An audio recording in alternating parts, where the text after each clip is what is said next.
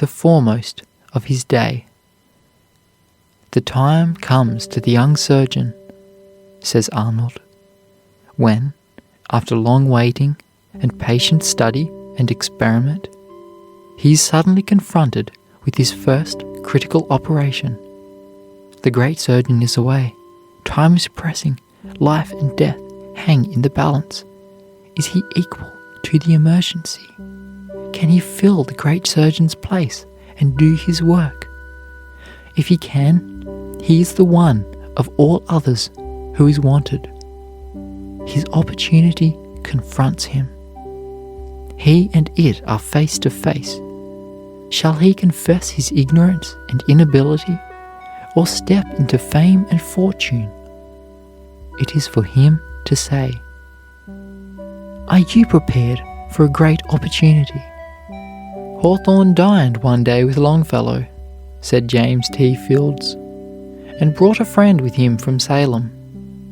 After dinner, the friend said, I have been trying to persuade Hawthorne to write a story based upon a legend of Arcadia, and still current there, the legend of a girl who, in the dispersion of the Acadians, was separated from her lover, and passed her life in waiting and seeking for him, and only found him dying in a hospital when both were old. Longfellow wondered that the legend did not strike the fancy of Hawthorne, and he said to him, If you have really made up your mind not to use it for a story, will you let me have it for a poem? To this Hawthorne consented, and promised, moreover, not to treat the subject in prose till Longfellow had seen what he could do with it in verse. Longfellow seized his opportunity and gave to the world Evangeline, or The Exile of the Arcadians. Open eyes will discover opportunities everywhere. Open ears will never fail to detect the cries of those who are perishing for assistance. Open hearts will never want for worthy objects upon which to bestow their gifts. Open hands will never lack for noble work to do. Everybody has noticed the overflow when a solid is immersed in a vessel filled with water, although no one has made use of his knowledge that the body displaces its exact bulk of liquid. But when Archimedes observed the fact, he had perceived therein an easy method of finding the cubical contents of objects, however irregular in shape. Everybody knew how steadily a suspended weight, when moved, sways back and forth until friction and the resistance of the air bring it to rest. Yet no one considered this information of the slightest practical importance. But the boy Galileo, as he watched a lamp left swinging by accident in the cathedral at Pisa, saw in the regularity of those oscillations the useful principle of the pendulum. Even the iron doors of a prison were not enough to shut him out from research. He experimented with the straw of his cell and learned valuable lessons about the relative strength of tubes and rods of equal diameters. For ages astronomers had been familiar with the rings of Saturn and regarded them merely as curious exceptions to the supposed law of planetary formation. But Laplace saw that, instead of being exceptions, they are the sole remaining visible evidences of certain stages in the invariable process of star manufacture, and from their mute testimony he added a valuable chapter to the scientific history of creation. There was not a sailor in Europe who had not wondered what might lie beyond the Western Ocean, but it remained for Columbus to steer boldly out into an unknown sea and discover a new world. Innumerable apples had fallen from trees, often hitting heedless men on the head, as if to set them thinking.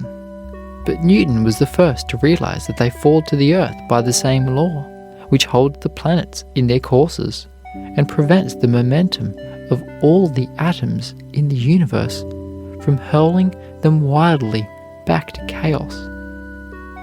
Lightning had dazzled the eyes, and thunder had jarred the ears of men since the days of Adam, in the vain attempt to call their attention to the all-pervading and tremendous energy of electricity. But the discharges of heaven's artillery were seen and heard only by the eye and ear of terror, until Franklin, by a simple experiment, proved that lightning is but one manifestation of a resistless yet controllable force, abundant as air and water. Like many others, these men are considered great, simply because they improved opportunities common to the whole human race. Read the story of any successful man and mark its moral, told thousands of years ago by Solomon. Seest thou a man diligent in his business? He shall stand before kings. This proverb is well illustrated by the career of the industrious Franklin, for he stood before 5 kings and dined with 2. He who improves an opportunity sows a seed which will yield fruit in opportunity for himself and others. Everyone who has laboured honestly in the past and aided to place knowledge and comfort within the reach of a constantly increasing number. Avenues greater in number, wider in extent, easier of access than ever before existed, stand open to the sober, frugal, energetic, and able mechanic, to the educated youth, to the office boy, and to the clerk. Avenues through which they can reap greater successes than ever before within the reach of these classes in the history of the world. A little while ago, there were only 3 or 4 professions. Now there are 50. And of trades, where there was 1, there are 100 now. What is its name? Asked a visitor in a studio, when shown among many gods, one whose face was concealed by hair, and which had wings on its feet. Opportunity, replied the sculptor. Why is its face hidden? Because men seldom know him when he comes to them. Why has he wings on his feet? Because he is soon gone, and once gone, cannot be overtaken. Opportunity has hair in front, says the Latin author. Behind, she is bald. If you seize her by the forelock, you may hold her, but if suffered to escape, not Jupiter himself can catch her again. But what is the best opportunity to him who cannot or will not use it? It was my lot, said a shipmaster, to fall in with the ill-fated steamer Central America. The night was closing in, the sea rolling high, but I hailed the crippled steamer and asked if they needed help. I'm in a sinking condition, cried Captain Herndon. Had you not better send your passengers on board directly? I asked. Will you not lay by me until morning? Replied Captain Herndon. I will try, I answered. But had you not better send your passengers on board now? Lay by me till morning, again shouted Captain Herndon. I tried to lay by him, but at night, such was the heavy roll of the sea, I could not keep my position, and I never saw the steamer again. In an hour and a half after he said, lay by me till morning, his vessel with its living freight went down.